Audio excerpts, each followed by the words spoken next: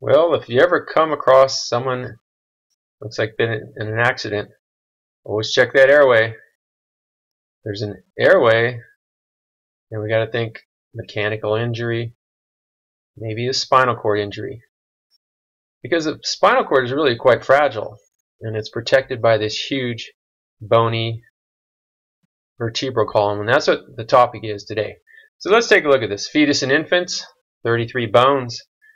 Lots of bones that become fused later in life. When you look at an adult, only 24 vertebrae, because the sacrum, those 5 bones are fused, and so is the coccyx. Here we go again. Review here. Cervical, 7 there. Thoracic, 12. Lumbar, 5. Not many, huh? Sacrum are the 5 fused. And the coccyx doesn't show up well. This is probably a guy. How in the world do we remember this? Well, one way I do is I sometimes have breakfast at 7, lunch at 12, and dinner at 5. And then 5 and 4 for the sacrum and coccyx. Spinal curvatures. None of our spines are perfectly curved.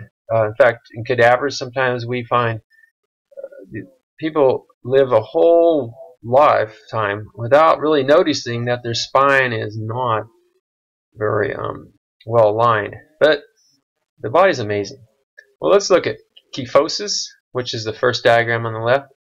That's when the thoracic and sacral, so we're around the ribs and below, are convex.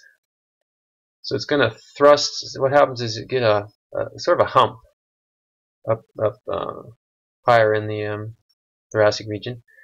Cervical and lumbar are concave in lordosis, and what happens there is you have a pronounced curvature in the lumbar, the lower vertebra. And then other sorts of misalignments are scoliosis, where you have lateral curve. The first two were posterior to anterior, that is front to back.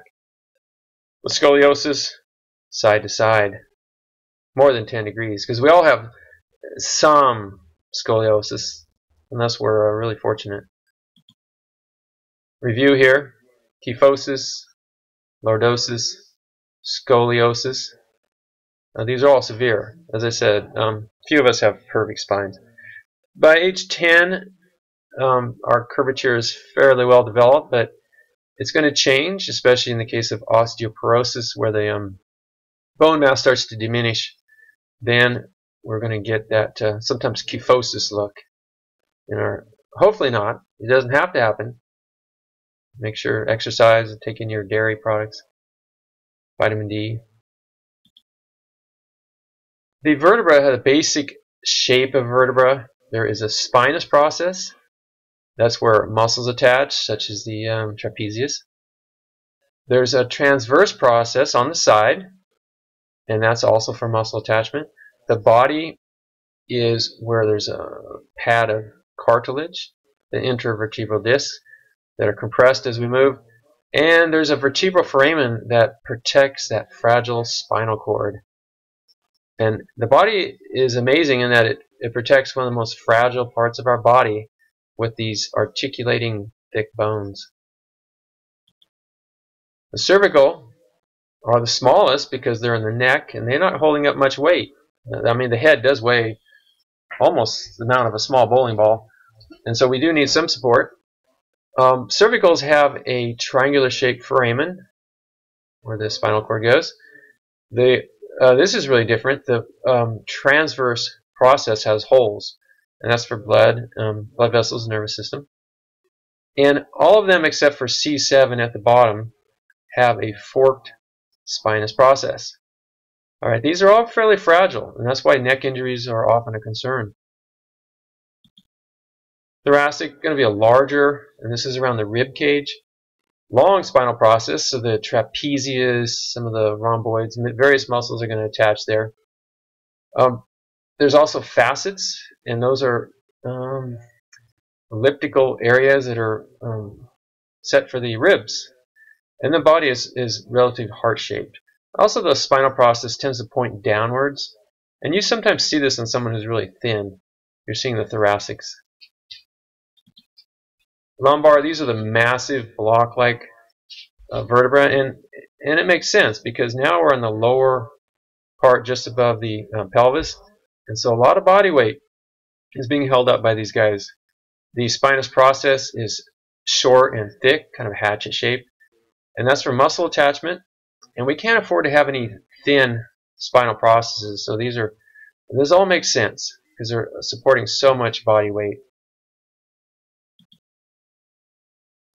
The sacrum, I mentioned this one is fused, well, after around age 2, the 5 fused vertebra form one. The coccyx may not fuse until age 20 or 30, but that's not true for everybody. Females, or I should say women, have a articulating, sort of flexible coccyx much of their life, and that's because of childbirth. They can't afford to have bones breaking, snapping off during childbirth. So, and men, our coccyx tend to be a little shorter. Coccyx means beak of the cuckoo. So from the side view, it does look like a bird's beak, especially in a woman. The sacrohiatus is an opening. Okay, there's few openings to the spinal cord because of its nature of being fragile.